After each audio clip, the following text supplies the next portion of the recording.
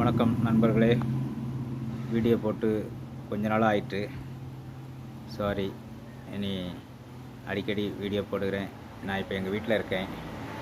இது சப்போட்டா மரம், இந்த சைடு இது கேட்டு உள்ளே இருக்கிறேன். இது என்னோடய வண்டி. இது பிச்சி செடி மேலே போகுது. அது கருவேப்பிலை மரம்.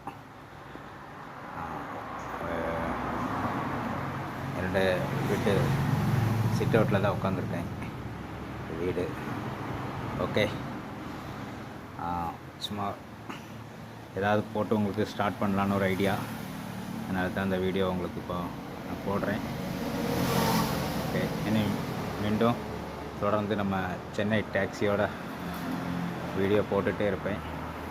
ஓகே. எல்லோரும் லைக் பண்ணுங்கள், கமெண்ட் பண்ணுங்கள். ஓகே. மீண்டும் சந்திக்கலாம்.